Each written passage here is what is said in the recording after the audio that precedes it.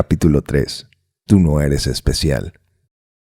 Alguna vez conocí un tipo. Lo llamaremos Jimmy. Jimmy siempre andaba con varios negocios al mismo tiempo. En un día cualquiera, si le preguntabas qué estaba haciendo, te recitaba de un jalón el nombre de una firma a la que realizaba una consultoría. Te describía una aplicación móvil de medicina para la que buscaba inversionistas. Te platicaba acerca de un evento de caridad en el que sería invitado para dar el discurso de cierre o la idea que tenía para un tipo de bomba de gas más eficiente que le haría ganar millones. El hombre siempre andaba por todos lados y si le dabas un ápice de tu atención, te pulverizaba contándote lo increíble que era su negocio, lo brillantes que resultaban sus ideas y dejaría caer cientos de nombres de gente famosa que te sentirías como si estuvieras hablando con un reportero de espectáculos. Jimmy era positivo todo el tiempo, siempre empujando hacia adelante, siempre trabajando un nuevo ángulo, un tipo ambicioso. El problema era que Jimmy también era un holgazán, mucha plática y cero acción, drogado la mayoría del tiempo, y gastando tanto dinero en bares y restaurantes finos como en sus ideas de negocio. Era una sanguijuela profesional. Vivía de los recursos monetarios bien ganados de su familia y de gente que conocía en la ciudad, a la que mareaba con falsas ideas de la tecnología del futuro. Claro, a veces le ponía un poco de esfuerzo o tomaba el teléfono y llamaba a alguien importante. Dejaba caer nombres hasta que se le acababan, pero en realidad nunca le fructificaba nada. Ninguno de esos negocios floreció jamás. Sin embargo, el tipo mantuvo esta forma de vida hasta casi cumplir 30 años. Lo mantenían sus novias y buscaba dinero entre parientes cada vez más lejanos. Y la parte más bizarra de todo es que Jimmy se sentía bien haciendo eso. Tenía una confianza en sí mismo que rayaba en el delirio. La gente que se reía de él o le colgaba el teléfono estaba, en su opinión, perdiéndose la oportunidad de su vida. Las personas que descubrían la falsedad en sus ideas de negocio eran demasiado ignorantes o no tenían experiencia para entender su genialidad. Quienes señalaban su vida de vago lo hacían por celos u odiaban que tuviera éxito porque lo envidiaban. Jimmy hizo algo de dinero, a pesar de que usualmente lo obtenía de manera fraudulenta al plagiar las ideas de alguien más y vendiéndolas como si fueran suyas, al obtener préstamos o, peor aún, al convencer a un incauto de que le cediera acciones en su negocio. Incluso, de manera ocasional, conseguía que lo contrataran para hablar en público. ¿Sobre qué? No me puedo imaginar, y recibir remuneración. Lo peor es que Jimmy se creía sus propias historias. Su delirio era a prueba de balas, tanto que honestamente era difícil enojarse con él. Verlo en acción resultaba sorprendente. En algún momento de los años 60, desarrollar una alta autoestima, tener pensamientos y sentimientos positivos sobre uno mismo, se convirtió en el furor de la psicología. Las investigaciones arrojaron que la gente que se pensaba con alta autoestima por lo general se desenvolvía mejor y causaba menos problemas. Muchos investigadores y responsables políticos de aquella época comenzaron a creer que elevar el autoestima de una población podía desencadenar beneficios sociales tangibles como una menor tasa de crímenes, mejores resultados académicos, mayor empleo, un menor déficit de presupuesto. Como resultado de lo anterior, a principios de la siguiente década, los 70, las prácticas de autoestima empezaron a ser enseñadas a los padres. Las enfatizaron terapistas, políticos y maestros, y se adoptaron como política educativa. Las calificaciones infladas, por ejemplo, se implementaron para conseguir que los chicos que no eran tan brillantes se sintieran mejor sobre su bajo aprovechamiento. Se inventaron certificados de participación y trofeos falsos para actividades mundanas y rutinarias. Los niños recibían tareas tontas, como escribir todas las razones por las que creían ser especiales o las 5 cosas que les gustaban más de sí mismos. Los pastores y ministros predicaban en sus congregaciones que cada uno era único y especial a los ojos de Dios, y que estaban destinados a sobresalir de la medianía. Surgieron seminarios de negocios y motivacionales. Se coreó el mismo mantra paradójico: cada uno de nosotros puede ser excepcional y masivamente exitoso. Una generación después ya tenemos la información. No todos somos excepcionales. Resulta que el simple hecho de sentirse bien con uno mismo en realidad no significa nada menos que tengas una buena razón para sentirte bien contigo mismo.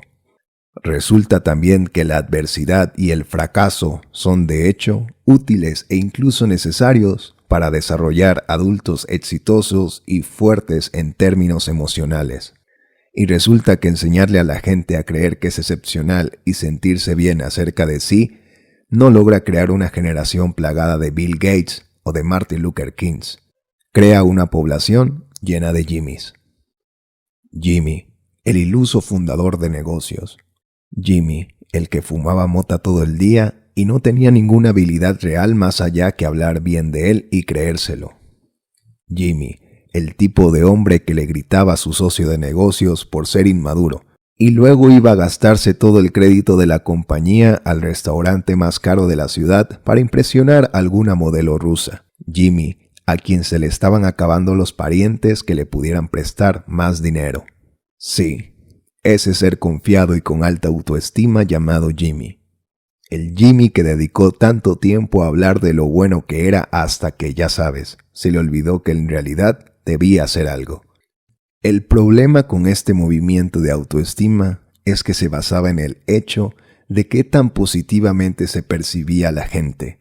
Pero una medición verdadera y precisa del valor de uno mismo es como las personas se sienten sobre sus aspectos negativos. Si alguien como Jimmy se siente asombrosamente bien durante 99% del tiempo, a pesar de que su vida se esté desmoronando alrededor, entonces, ¿cómo lo anterior puede ser un parámetro válido para una vida feliz y exitosa? Jimmy se siente con derecho a todo. Esto es, se percibe a sí mismo como merecedor de cosas buenas sin realmente hacer algo para obtenerlas. Cree que debería ser rico sin trabajar para ello. Él considera que debería caerle bien a la gente y poseer buenos contactos sin tener que ayudar a nadie. Piensa que debería disfrutar un estilo de vida maravilloso, sin sacrificar nada a cambio. La gente como Jimmy se obsesiona tanto en sentirse bien consigo misma que logra engañarse y convencerse de que está logrando grandes cosas, aun cuando no sea cierto. Estas personas creen que son ese éxito fundador de un nuevo negocio cuando, de hecho, nunca han tenido ningún negocio exitoso. Se autodenominan life coach o entrenadores de vida y cobran dinero por ayudar a otros, a pesar de que solo tienen 25 años y jamás han logrado algo sustancial en sus existencias. Quienes se sienten con derecho a todo exudan un grado de confianza en sí mismos que raya en el delirio.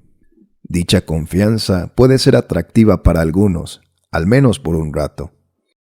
En ciertas instancias, el alucinante nivel de confianza de estos individuos puede ser contagioso y propiciar que la gente alrededor suyo también sienta más confianza sobre sí.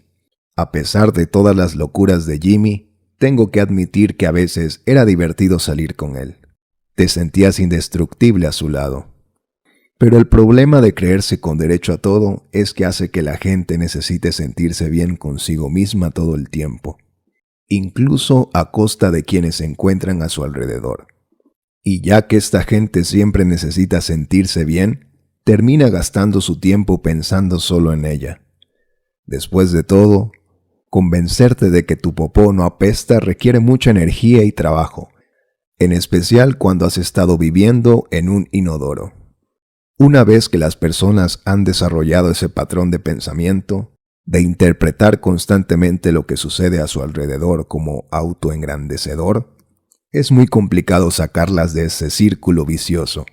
Cualquier intento de razonar con ellas es visto simplemente como otra amenaza a su superioridad por una persona que no puede con los listos, talentosos, guapos, exitosos que son.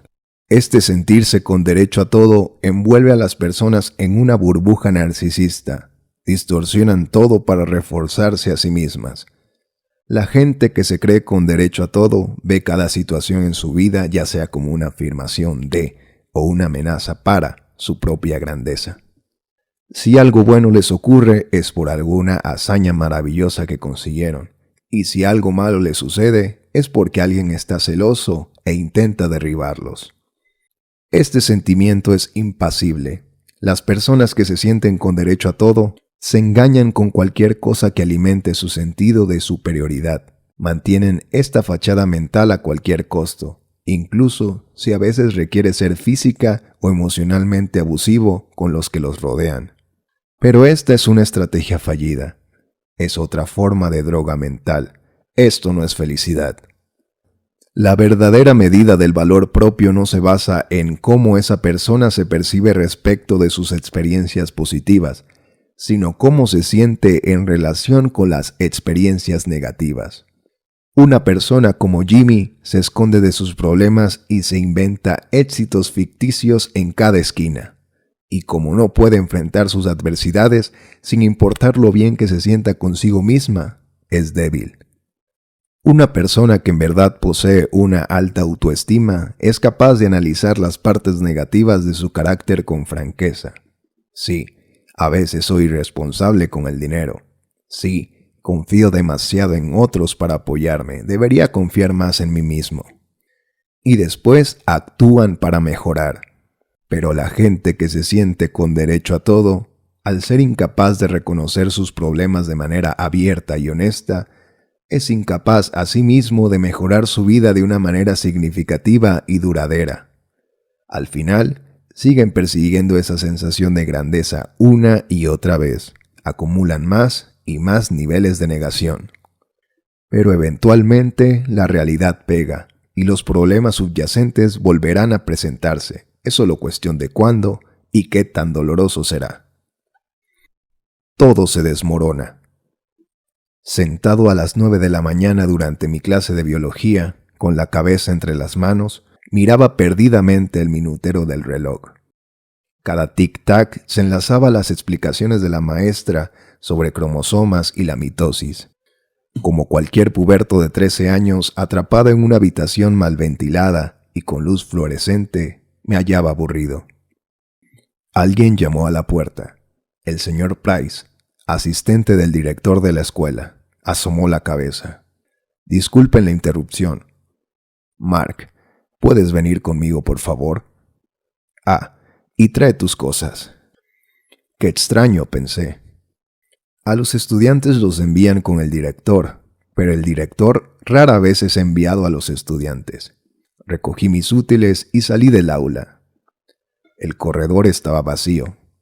Cientos de casilleros color beige convergen en el horizonte.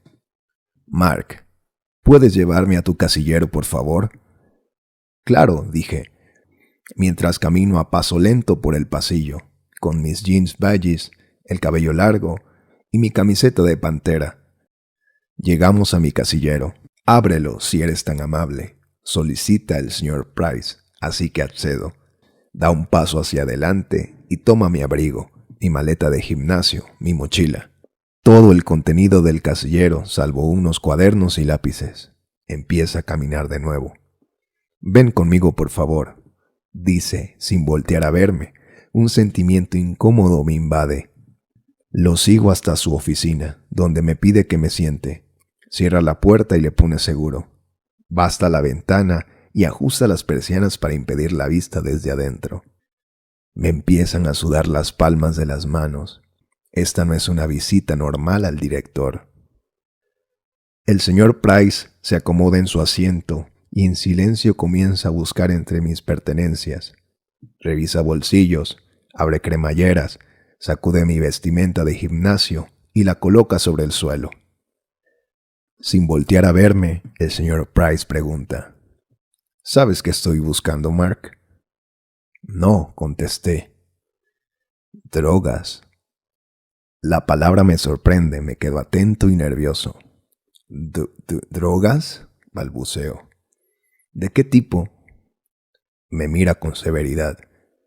No lo sé. ¿De qué tipo tienes? Me pregunta mientras abre una de mis carpetas y busca entre los compartimientos de bolígrafos. El sudor empieza a emanar como hongos en época de lluvias. Sudo profusamente de las manos, ahora los brazos y hasta el cuello. Las sienes me pulsan conforme la sangre se agolpa en mi cerebro y mi cara.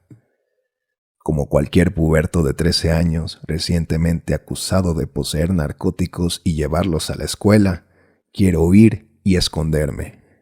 No sé de qué habla, protesto, aunque mis palabras suenan mucho más débiles de lo que quisiera. Siento que debo sonar confiado de mí mismo, o quizá no. Quizá debería sonar espantado. ¿Los mentirosos suenan más espantados o confiados? Porque como sea que suenen, quiero sonar a lo opuesto. En vez de ello, mi falta de confianza destila falta de confianza por sonar tan falto de confianza. Me hace sentir con menos confianza.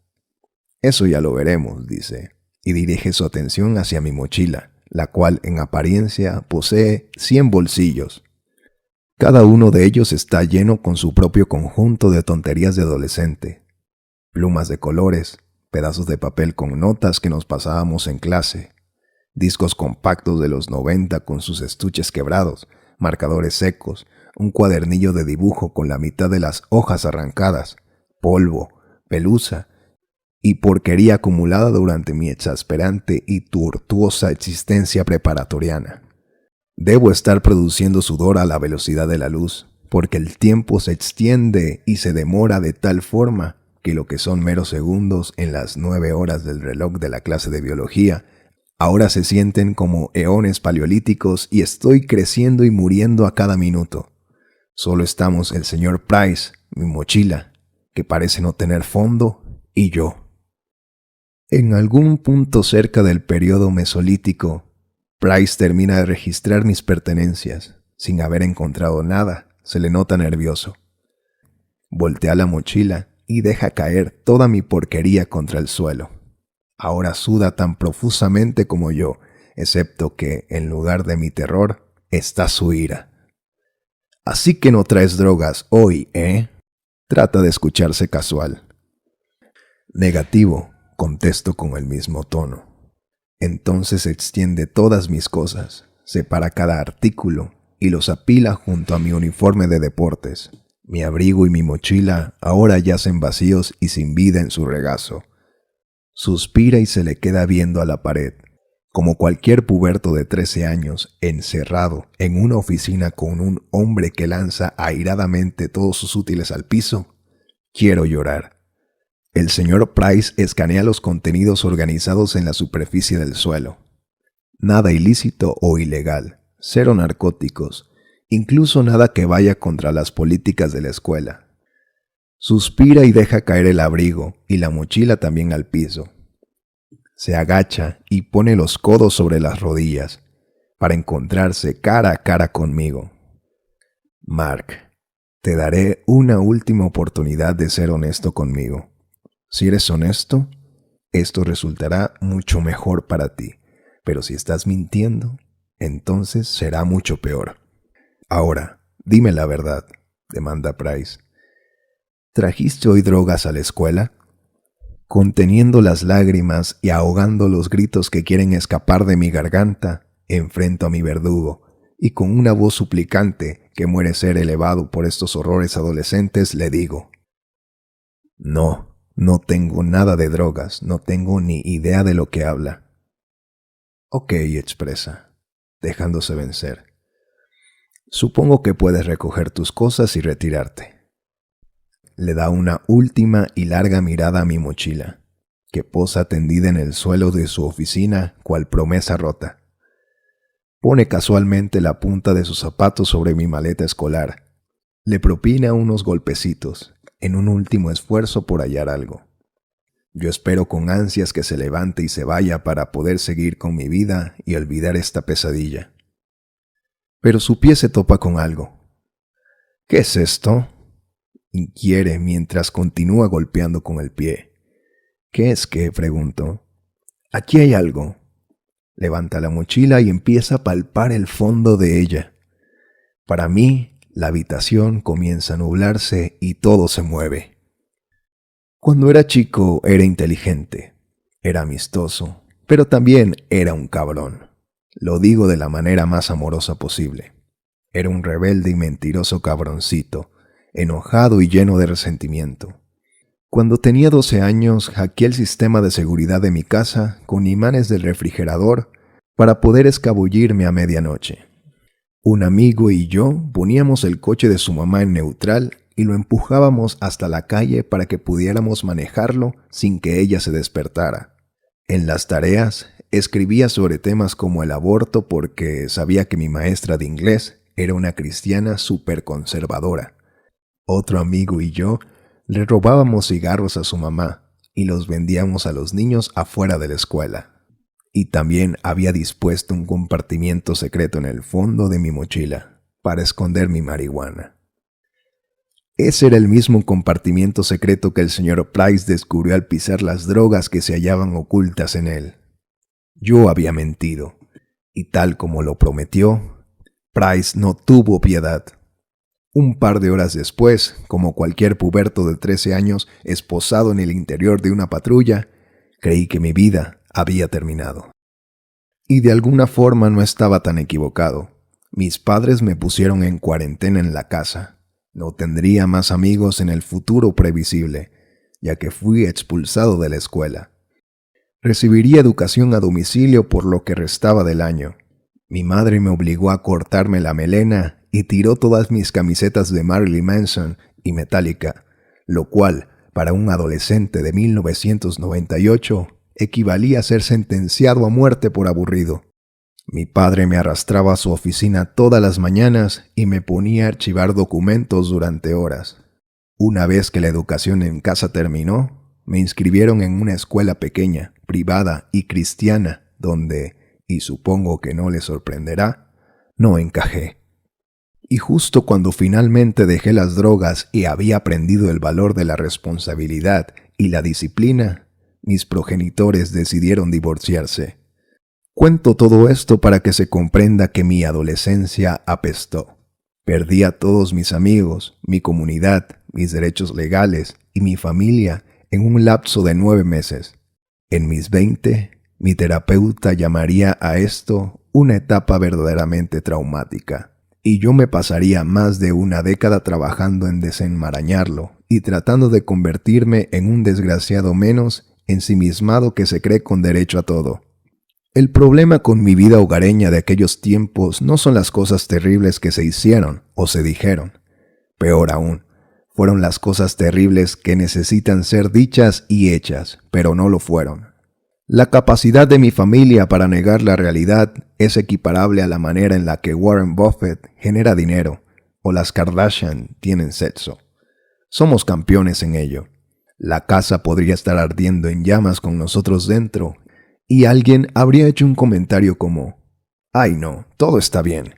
Quizás hace un poco de calor aquí, quizá, pero de veras, todo está bien». Cuando mis padres se divorciaron, no hubo platos rotos, portazos ni discusiones a gritos sobre quién había engañado a quién. Una vez que a mi hermano y a mí nos aseguraron que no era nuestra culpa, tuvimos una sesión de preguntas y respuestas. Sí, leíste bien, sobre la logística de dónde viviríamos ahora y con quién. Nadie derramó una sola lágrima. Nadie levantó la voz. Lo más cercano a una respuesta emocional que logramos observar mi hermano y yo de mis padres fue escuchar: «Nadie engañó a nadie». Ah, eso es bueno. Hacía un poco de calor en la habitación, pero, de veras, todo estaba bien. Mis padres son gente buena. No los culpo por todo esto. Ya no más, por lo menos. Y los amo mucho. Ellos tienen sus propias historias, sus propios caminos y sus propios problemas, igual que los tienen todos los padres, justo como sus progenitores a su vez los tuvieron, y los padres de sus padres, etc. Y como todos los padres, los míos, con las mejores intenciones, compartieron conmigo alguno de sus problemas, como de seguro yo lo haré con mis hijos. Cuando situaciones en verdad traumáticas suceden en nuestras vidas, empezamos a sentir inconscientemente que tenemos problemas que nunca seremos capaces de resolver. Y esta inhabilidad asumida para solucionar tus dificultades causa que nos asumamos miserables e indefensos. Lo anterior también propicia que suceda algo más. Si tenemos problemas que no se pueden resolver, nuestro inconsciente cree que somos ya sea singularmente especiales o que somos singularmente defectuosos, que no nos parecemos a nadie y que las reglas aplican diferente para nosotros. En otras palabras, nos creemos con derecho a todo. El dolor de mi adolescencia me condujo a sentirme con derecho a todo, situación que perduró hasta mis primeros años de adulto. Mientras la creencia de Jimmy de sentirse con derecho a todo se daba en el campo de los negocios, donde él jugaba a ser un emprendedor exitoso, yo me sentía con derecho a todo en mis relaciones, particularmente con las mujeres. Mi trauma estaba relacionado con la intimidad y la aceptación. Así que experimentaba una constante necesidad de sobrecompensar, de probarme a mí mismo que era amado y aceptado todo el tiempo. Como resultado de lo anterior, pronto me hallaba persiguiendo a las mujeres de la misma manera que un adicto se le arrojaría a un hombre de nieve hecho de cocaína. Les hacía el amor con dulzura y luego, rápidamente, me asfixiaba en él. Me convertí en un jugador, inmaduro, egoísta y solo algunas veces encantador. Así inicié una larga serie de relaciones superficiales y enfermizas durante casi una década. No era tanto el sexo lo que me impulsaba, aunque el sexo resultaba divertido. Era el sentido de validación. Era deseado, amado, y por primera vez desde que podía recordar, valía algo. Mi necesidad de validación rápidamente dio pie a un hábito mental de autoengrandecimiento y sobreindulgencia.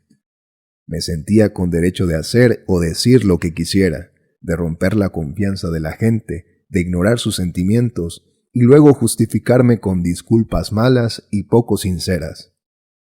A pesar de que ese periodo ciertamente tuvo sus momentos de diversión, emoción y de que conocía mujeres fantásticas, mi vida era más bien un desastre total. A menudo no tenía trabajo, vivía en las salas de mis amigos o con mi mamá. Bebía más de lo que debía, evitaba a mis amigos, y cuando conocía a una mujer que de verdad me gustaba, mi egoísmo pronto echaba todo a perder. A más profundo el dolor, más indefensos nos sentimos frente a nuestros problemas, y para compensar ese dolor, nos creemos con más derecho a todo. Este sentimiento se da en alguna de dos formas. Número 1. Soy increíble y los demás son unos perdedores, así que merezco un trato especial. Número 2. Soy un perdedor y el resto de ustedes es increíble, así que merezco un trato especial. Una forma de pensar opuesta en lo exterior, pero con el mismo relleno cremoso egoísta en el medio.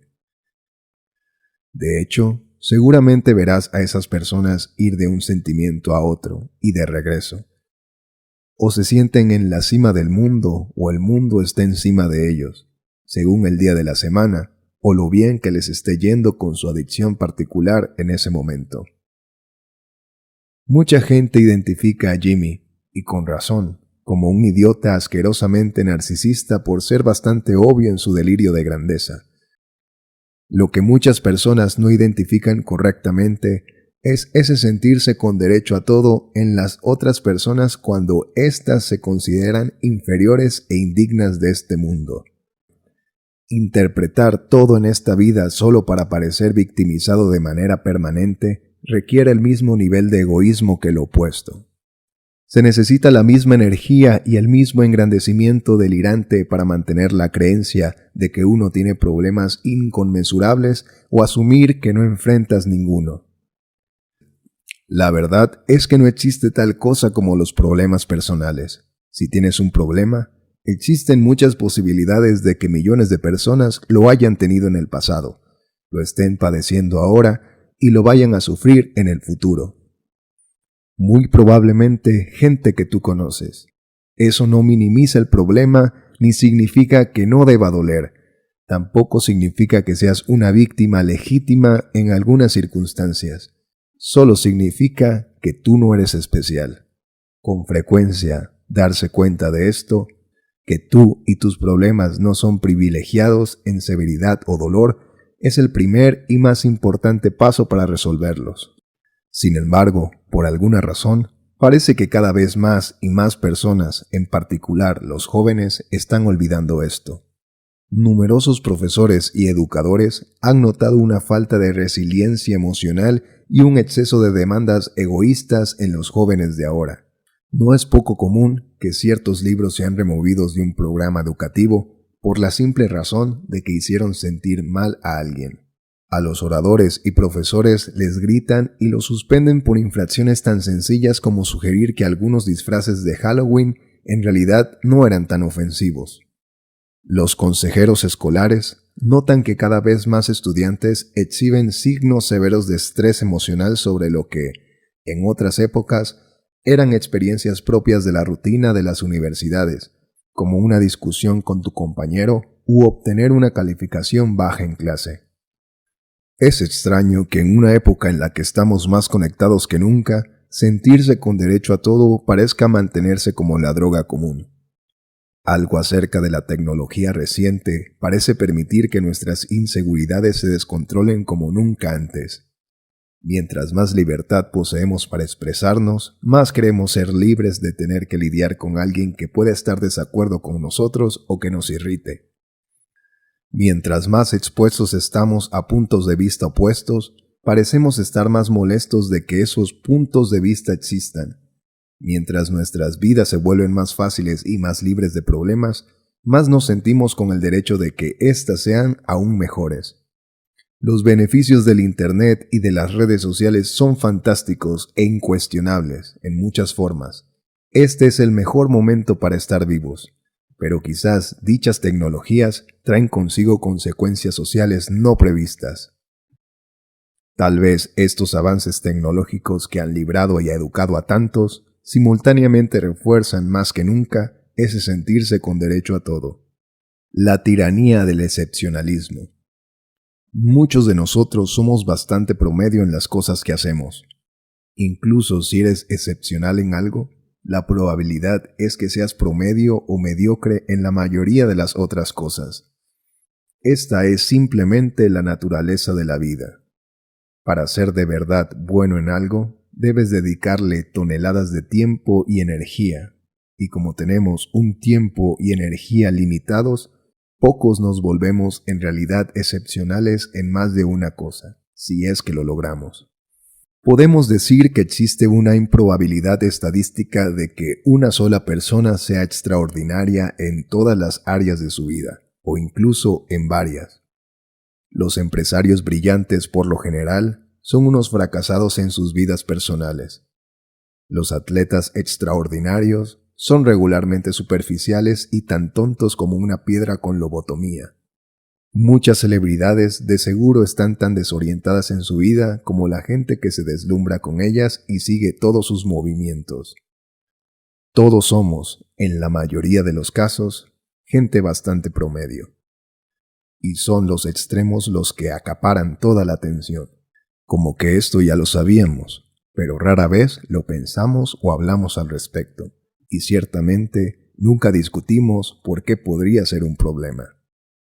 Es magnífico tener acceso a Internet, Google, Facebook, YouTube y a más de 500 canales de televisión, pero nuestra atención es limitada. No hay manera de que podamos procesar las inmensas olas de información que nos rodean constantemente. Entonces, los únicos ceros y unos que logran romper la barrera y captar nuestra atención son las piezas de información de verdad excepcionales. Aquellas en el porcentaje 99.999. Todo el día, cada día, somos inundados con lo realmente extraordinario. Lo mejor de lo mejor, lo peor de lo peor, lo más impactante de las capacidades físicas, las bromas más hilarantes, las noticias más trascendentes, las amenazas más aterradoras, sin parar. Nuestras vidas hoy están llenas de la información de los extremos de la experiencia humana, porque en el negocio de los medios eso logra que abras los ojos con sorpresa y atrae los dólares. Esa es la verdad última. Sin embargo, la vasta mayoría de la vida no es extraordinaria. De hecho, es bastante promedio. Dicha marea de información extrema nos ha condicionado a creer que el excepcionalismo es el nuevo estado normal. Y debido a que casi todo el tiempo todos somos demasiado promedio, el diluvio de información excepcional nos hace sentir muy inseguros y desesperados, porque claramente no estamos siendo lo suficientemente buenos. Así que sentimos más y más la necesidad de compensar a través de creernos con derecho a todo y por medio de las adicciones. Le hacemos frente a esa situación de la única manera en que sabemos hacerlo, ya sea a través de autoengrandecernos o engrandeciendo a los demás. Alguno de nosotros lo confrontamos cocinando planes acerca de cómo hacerse rico fácilmente. Otros lo hacen volando por el mundo para salvar bebés famélicos en África. Unos más lo hacen al procurar ser los mejores en la escuela y ganar todos los premios. Otros al abandonar los estudios. Y algunos más intentando tener sexo con cualquier cosa que hable y respire. Esto se relaciona con la creciente cultura del derecho a todo de la que hablaba con anterioridad.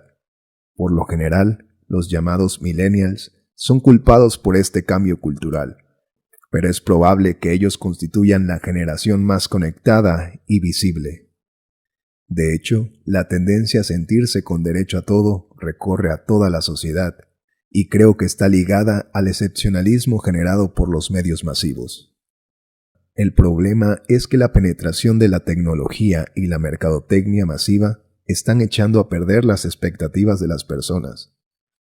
Dicha inundación de lo excepcional propicia que la gente se sienta peor sobre sí misma, sentir que necesitan ser más extremos, más radicales y más confiados para ser reconocidos o incluso tener valía. Cuando era joven, mis inseguridades respecto de la intimidad fueron exacerbadas por las ridículas narrativas de la masculinidad que circulaban en la cultura pop. Algunas de estas narrativas aún siguen circulando. Para ser un tipo cool, debes irte de fiesta como las estrellas de rock. Para ser respetado, debes ser admirado por las mujeres. El sexo es lo más valioso que un hombre puede obtener y vale la pena sacrificar todo, incluyendo tu propia dignidad, para conseguirlo. Esta constante transmisión de información poco realista se une a nuestros sentimientos preexistentes de inseguridad al sobreexponernos a los estándares irreales que fallamos en alcanzar. No solo nos sentimos sujetos a problemas que no tienen solución, sino que nos asumimos perdedores porque una simple búsqueda en Google nos muestra miles de personas que no enfrentan esos mismos problemas. La tecnología ha resuelto nuestros antiguos problemas económicos al darnos nuevos problemas psicológicos. Internet no solo ha democratizado la información, también ha distribuido gratuitamente la inseguridad, la falta de confianza en uno mismo y la vergüenza. Pero, si no seré especial o extraordinario, ¿cuál es el punto? En la actualidad, se ha aceptado como parte de nuestra cultura el creer que todos estamos destinados a hacer algo extraordinario. Las celebridades lo dicen, los genios de los negocios lo dicen, los políticos lo dicen, incluso Oprah lo dice, así que debe ser cierto. Cada uno de nosotros puede ser extraordinario, todos merecemos la grandeza. Por el hecho de que esta máxima es contradictoria, después de todo, si todos fueran extraordinarios, entonces por definición, nadie sería extraordinario. Pasa desapercibida para la mayoría de la gente. Y en vez de cuestionar lo que en verdad merecemos o no merecemos, nos tragamos el mensaje y pedimos más. Ser promedio se ha convertido en el nuevo estándar de fracaso. Lo peor que puedes hacer es estar en el medio de la manada. Cuando el estándar de éxito en una cultura es ser extraordinario, entonces resulta que es mejor permanecer en el extremo inferior que estar en el medio. Porque al menos ahí aún eres especial y mereces atención. Mucha gente escoge esta estrategia, probarles a todos que ellos son los más miserables, los más oprimidos o los más victimizados. Muchas personas tienen miedo de aceptar la mediocridad porque consideran que si lo hacen, jamás lograrán nada. Nunca mejorarán y su vida no valdrá nada. Este tipo de pensamiento es peligroso.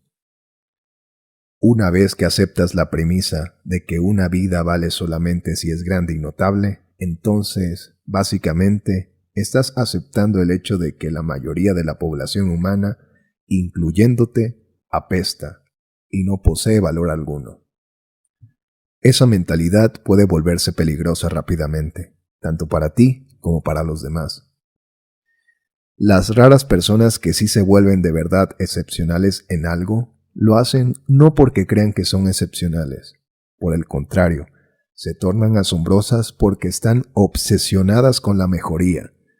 Dicha obsesión nace de la creencia infalible de que no son, de hecho, grandes de ninguna manera. Es el antisentirse con derecho a todo. La gente que se vuelve estupenda en algo lo consigue porque comprende que no ha alcanzado esa genialidad, que es mediocre, que es promedio y que podría ser mucho mejor. Toda esta farsa de que cada persona puede ser extraordinaria y conseguir la grandeza, básicamente chaquetea tu ego. Es un mensaje que sabe bien conforme lo masticas, pero en realidad no es más que calorías vacías que te engordan e hinchan emocionalmente. Es una Big Mac para tu corazón y tu cerebro. El boleto hacia la salud emocional y también hacia la salud física se consigue al consumir tus vegetales. Eso es, aceptar las aburridas y mundanas verdades de la vida, verdades como tus acciones en realidad no importan tanto como el gran esquema de las cosas, y gran parte de tu vida será aburrida y no notable, y está bien. Este platillo vegetariano te sabrá mal al principio, muy mal, y evitarás aceptarlo, pero una vez ingerido, tu cuerpo despertará más potente y más lleno de vida. Después de todo, la presión constante de ser algo fantástico, de ser la revelación del año, se te quitará de la espalda. El estrés y la ansiedad de siempre sentirte inadecuado y de necesitar probarte a ti mismo de manera constante se disiparán. El conocimiento y la aceptación de tu propia existencia mundana, de hecho, te librarán para que logres lo que siempre soñaste conseguir sin juicios ni expectativas inalcanzables. Comenzarás a desarrollar una apreciación por las experiencias básicas de la vida, los placeres de una amistad sencilla, crear algo, ayudar a alguien que lo necesite, leer un buen libro, reírte con alguien que te importa. Suena aburrido, ¿no? Es porque estas cosas son ordinarias, pero quizá son ordinarias por una razón, porque son lo que verdaderamente importa.